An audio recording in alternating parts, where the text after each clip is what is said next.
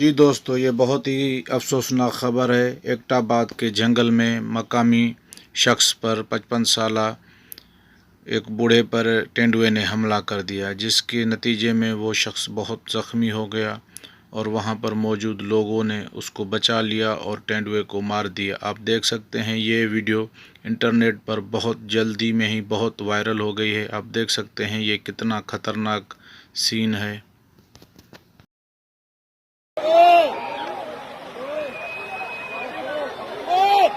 Oi, Marcinho, Marathon!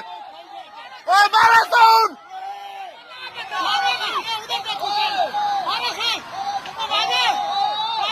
Guarda, Marathon!